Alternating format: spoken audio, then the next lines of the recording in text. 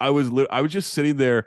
Why I'm giggling. I'm just giggling to myself, like how ridiculous the shot making was on all sides of the floor. Well, Devin Booker is like the greatest shooter on the planet right now. Oh my God, the last 2 games for this guy, 20 of 25 and then 14 of 18. And these are tough contested mid-rangers. This is it's at the basket. He's hit a few threes in there, but also has 19 assists.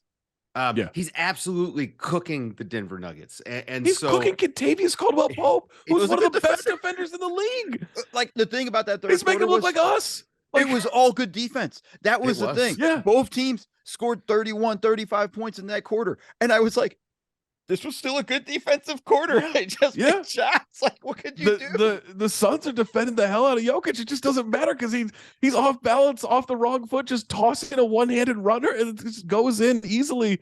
The softest touch. The and one on Booker at the free throw line where he just kind of was just like, okay, getting it up. And I'm like, whoa, like, what are we doing?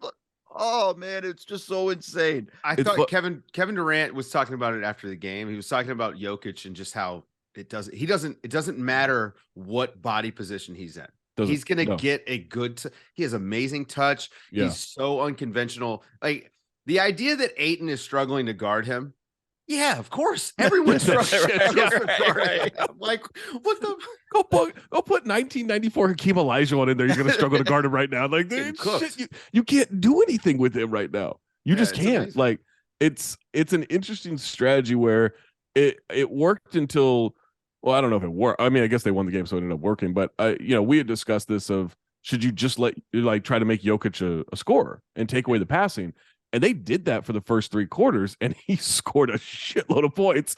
And then in the fourth quarter, they went to, more of like, I think he had like 5 assists, especially late in the game. And I actually thought it was a bit of a mistake by Jokic.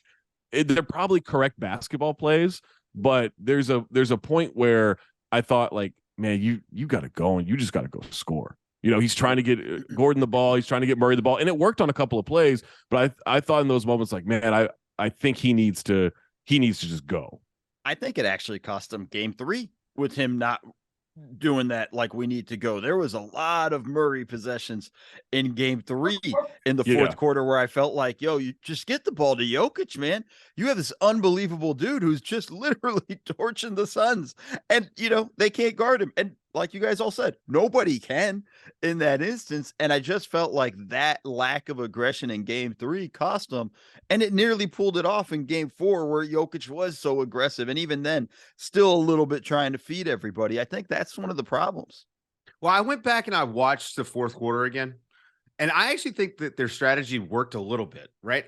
Jokic was absolutely gassed down the stretch, and not in a way like the missed layup. That was good defense, I thought, by TJ Warren. But I think Jokic normally at least gets that a little bit closer to the basket. It's a little bit easier of a shot for him. He was coming up a little like front rim on some of those floaters.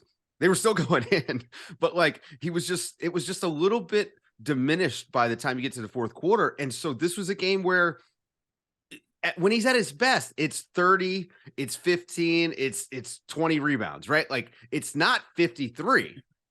That's a huge workload. You're muted, Zach. He still had 11 assists. Like he created 78 points in this game. He walks into like 8 assists. And Michael Porter Jr. missed open shots.